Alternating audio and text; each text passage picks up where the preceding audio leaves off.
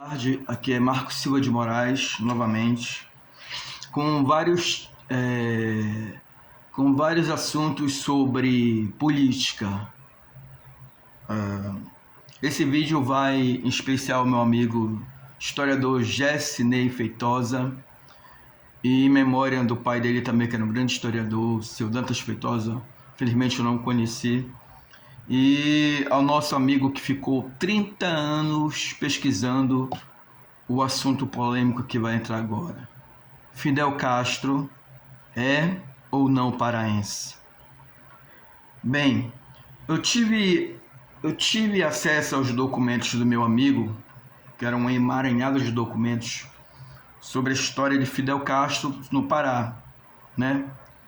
E supostamente ele tenha vindo da família Smith, que veio talvez alemães, descendentes alemães que vieram da guerra da Prússia entre 1900 e 1800 e pouco, quase final de, né, chegaram no Ceará, e outros vieram migrar para cá e outros migraram para o sul do país. No caso, essa célula da família, ela é de Tracuateua, cidade de Tracuateua. Os Smiths são descendentes de alemães. E os Castros são de Quatipuru, cidade de Quatipuru. Pelo que eu vejo do desenrolar da história, que eu analisei todos os documentos históricos e fiz o livro, procurei de forma bem coesa, descobri o seguinte, que seu Ângelo Castro, que era o pai do Fidel, ele veio naqueles navio vapor antigo, né, dele, que era aqueles que eram feitos, que botavam carvão para poder funcionar, né? E quando chegou ali naquele parte do arquipélago ali de Bragança, ele sofreu uma tempestade, ele ia afundar. O navio dele atracou num barranco daqueles e os pescadores vieram e salvaram. E aí, quando ele se viu salvo, ele conheceu a camponesa chamada Delfina Smith Arvalo Castro, a suposta mãe de Fidel Castro. Tiveram um romance e ele começou a viver lá nessa parte, né? Tracuateua era uma cidade emancipada antes, hoje em dia Bragança, né? Cidade grande, era uma cidade pequena, né? Então, o que acontece? Tiveram filhos, né? Tiveram 3 filhos, no caso, porque o Ângelo Castro ele era bígamo, tinha 2 mulheres, a Delfina e uma outra peruana, perto de Lima. E o Fidel teve 2 irmãos, a Maria Zita e outro que morreu com um bebê. E o que ocorreu? Aí eles pegaram o trem para Bragança, foram para Peru, para Iquitos, parece, Peru. E chegando lá, Fidel, como padre, já estudante de teologia, a mãe era muito religiosa, católica, a parte da família muito católica, a outra metade era evangélica, e ela queria o sonho desse que ele fosse padre. Aparentemente, parece que ele entrou em contato com a teologia da libertação dos vermelhos, dos comunistas, e o que aconteceu? Ele procurou seguir o caminho dos pais, que era um grande mercador, empresário, sei lá, e foi para Cuba. E aí, quando o estudante universitário, parece, na época, salvo me engano, não lembro a época, ele começou a fazer os pasquins e atacar o governo do Fulgêncio Batista, do ditador. E aí ele se viu obrigado a vir fugir para o Brasil. Ele buscou abrigo entre coisa da família, na época da ditadura militar. E o que aconteceu? A última vez que ele foi visto, né, ele se escondeu como mendigo, se escondeu, e depois ele pegou o navio vapor e conheceu Che Guevara, fizeram a revolução em Cuba, e ele nunca mais foi visto. Inclusive tem a história também de outras testemunhas, que era o seu Lício Viana, que era um caminhoneiro, que ele deu uma suposta carona para Che Guevara, que ele pegou o caminho errado e foi para Castanhal, em vez de ir para Bragança, para Tracuateua, falar com os parentes. E quando ocorreu a Revolução em Cuba, O pessoal ficaram apavorado a ver aquelas situações naquela revista Cruzeiro na época, né? E todo mundo da família se desmembrou, né? E os mais antigos, eles ficaram em Tracuateua, no caso. Os dois antigos da família afirmavam que ele era sobrinho deles. Seu Dagoberto Smith, de 102 anos, um senhor lúcido, muito inteligente, meio desconfiado com as pessoas, né? E o deixa eu me lembrar o nome dele. O Dagoberto era o de 102 anos. Deu uma entrevista. E o outro é o Pedro Smith. Ele faleceu de derrame cerebral. Inclusive ele afirmava que ele era tio do Fidel Castro. Inclusive quando ele faleceu, parece que mudou o nome para Pedro Castro. Não sei se, sabe? Sei que há vários rumores aí que ocorreram na época. Não sei se a família gosta de falar dessa situação ou não. Qual descendente sabe dessa história? Certo que eles sabem, né, dessa história. Os mais antigos, né? E o que ocorre? E nosso amigo Edilson Oliveira, grande memorista, ficou desacreditado porque não tinha como afirmar se a história era real ou não. Porque o que aconteceu? O cartório de Santa Maria de Trapateua sofreu um incêndio na época da ditadura militar. E há 3 teses que eu analisei levantando os documentos, né? A primeira tese talvez tenham sido os padres vermelhos, que incendiaram o cartório, os padres ligados ao comunismo, né?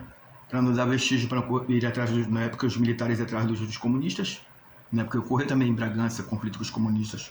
Inclusive uma Kombi foi metralhada na época, 68, por aí. Inclusive, o que aconteceu? Várias coisas aconteceram em Bragança. A outra tese é que foi Che Guevara e os comunistas que botaram fogo no cartório de Santa Maria de Tracuateua.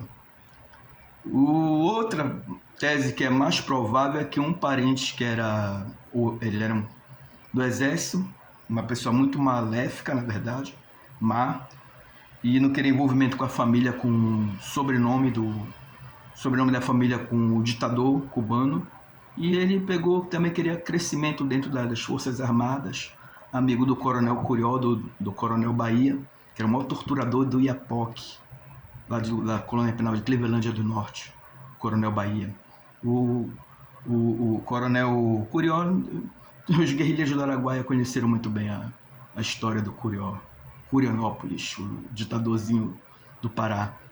Então ele carreira de um político, ele supostamente incendiou o cartório, já falecido já.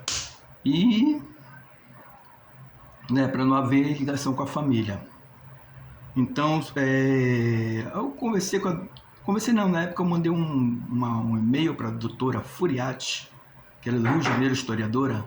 Ela afirmou que essa história era muito bonita, supersticiosa, não sei o que e tal. Mas aí eu falei assim mesmo, doutora, eu mandei um e-mail, se chegou.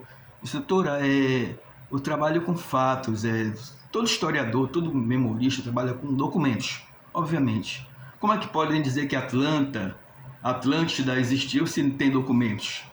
Tem apenas aquele deserto imenso lá no Egito, né? Por exemplo, meu avô, quando veio para cá na Segunda Guerra, veio para cá para o Pará, ele era paraibano. Uma parte da resquício da família mora para Pernambuco, aquela região do Nordeste. Ceará, Paraíba, que é do lado do Pernambuco. Paraíba tem uma cidade que ele gostava muito de cantar no hino, que era chamado Rio Tinto, na Paraíba. Foi um celeiro de nazistas. O presidente Vargas abriu o espaço aéreo naval para vir um monte de assassinos das SS Waffen. Aqui o Brasil era o segundo maior partido nazista, entendeu? Que era formado em São Paulo, pegaram o Otto Brau, prenderam ele, e ele ficou não sei quantos anos incomunicáveis, 15, 20 anos, sei lá. Depois parece que ele supostamente, o parentesco veio para Santarém, se ela se formou, descendência ou não. Então, foi por isso historicamente, né? Porque várias famílias não sabem da sua árvore genealógica, entendeu? Então, para que serve o cara fazer história, né? Para que servem documentos históricos? Hoje a Paraíba aí, até hoje você for andar lá pelo Rio Tinto, você vai ver na prefeitura resquício dos símbolos nazistas. Você vai ver um monte de descendente de teuto alemão, entendeu? Umas pessoas brancas, avermelhadas, morenas, sei lá, tudo misturado. O Brasil é um país miscigenado, né? Então, foi por isso, né? Interessante. E o Nordeste todo sofreu toda essa invasão hitlerista, né? Mas ninguém conta essas histórias aí, os historiadores não contam, né? Só alguns documentos que estão com o nome estão na Biblioteca Nacional, talvez, né? Raramente, talvez. Então, ninguém fala, por exemplo, do Coronel Fontoura, do Pará, que o pessoal coloca ele uma estátua como se fosse um grande herói de guerra, o Coronel Fontoura, de Belém do Pará. Os historiadores dizem que ele é um grande herói nacional, que acabou com o cangaço lá do Nordeste, lá no sertão da Bahia. Ele matou um monte de velhinha, criança estava passando fome, pessoas estavam passando fome e sede no sertão, e virou herói. E eu acho que o exército brasileiro ia se prestar a isso. Aí manda a polícia de mata, por isso que o nome é Mata-Cachorro, polícia de Mata-Cachorro no Pará. O grande herói paraense da polícia militar é um matador de cachorro, mata-cachorro, entendeu? Então ninguém fala isso. São cruzamentos ali entendeu? Que a história são várias versões da história. Os dos que venceram e dos que perderam. E dos que mentem e os que falam a verdade. Mas tudo adivinha o quê? Documento histórico.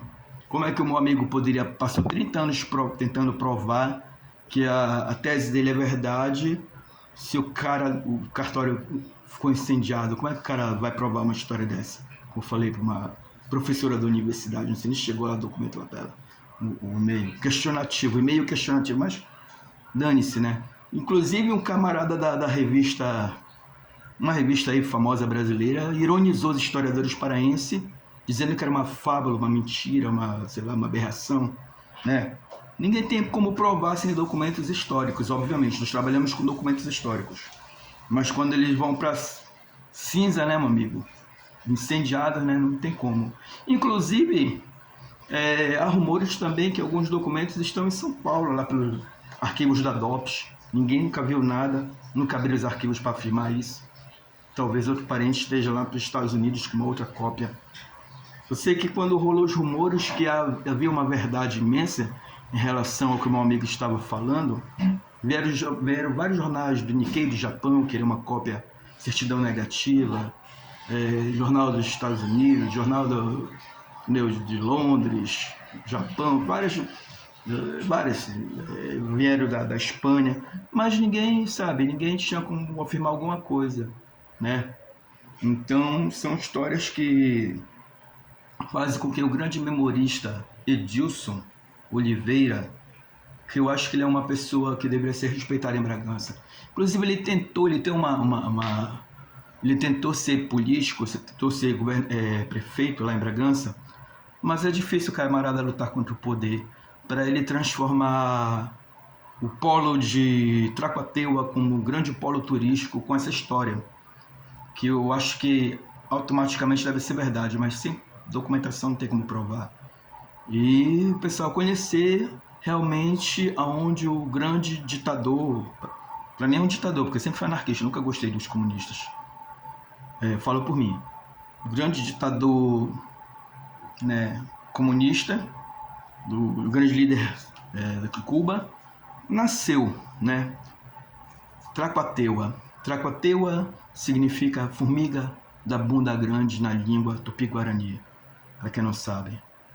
E nosso amigo, ele grande lutador aí do povo, cara que o pai dele era do casarão do tabaco, nessa época na ditadura ele ajudava muitos camponeses que iam fazer troca de tabaco, essa coisa toda, comercialização, né? Aí foi quando ele era pequeno que ele começou a ouvir essas histórias, né? Mas não se podia falar muita coisa na época de ditadura militar, né, meu amigo? Né? A ditadura militar na Amazônia, nessa época, era horrível, era pior que no Sul. Tanto é que teve a guerrilha do Araguaia, né, cara? Alguns guerrilheiros foram sequestrados, deram fim. Ninguém sabe da comissão, na verdade, ninguém falou nada, né? Que fim levaram essas pessoas. Pois é, né? Então, ninguém fala, por exemplo, da colônia penal de Clevelândia do Norte, né? Que foi um campo de concentração, Inferno Verde, ninguém fala sobre isso. O estado do Acre, que levou vários prisioneiros políticos para morrer nos confins da Amazônia. Morrer de malária, febre amarela, onça, sucuri, felinos, vários tipos de animais. Fora que a selva se incumbia também da fim, né, nos subversivos. Pois é, essa é mais uma história que fica entre um ponto de interrogação. O que você acha, na sua opinião? A minha humilde opinião, eu acho que tem um fundo de verdade, só que tinha que haver corrigir a história toda, né, em si, né? Só que ninguém fala nada. As pessoas se fecham, a família não fez teste de DNA, o ditador morreu, foi cremado, não tem como provar. Os cubanos, o consulado cubano ficou calado. Analisando assim, tipo assim, por exemplo, analisando o Fidel, que tinha uma estatura um pouco alta, né? Alemão mesmo, né? Espanhol, misturado a descendência entre alemão e espanhol. Ele tinha um rosto assim comprido, assim. E o irmão dele, esse Ruiz, não sei o que, esse irmão dele baixinho, e a cara redonda. Muito estranha essa coincidência, né? Da parte da genética, né? Se você for analisar o rosto do Fidel Castro, ele era comprido, ele era esticado assim, né? Assim. E do irmão dele parece uma bola. E ele é baixinho, o Fidel era alto. Pois é, então isso fica a critério de quem quiser questionar. Mas eu achava que meu amigo deveria ter feito, antes dele espalhar esses rumores, ele deveria ter feito o livro antes. Talvez ele ganhasse até alguma coisa, pelo menos respeito como escritor de uma história que para muitos é fabulosa ou mirabulosa, né? Boa tarde. Como dizem, né, os descendentes de alemães, né, eles não sabem, os descendentes de alemães aqui do Pará, eles não sabem falar nem sequer Siegespreis in Deutsch, Jordan Alfen. Auf Wiedersehen.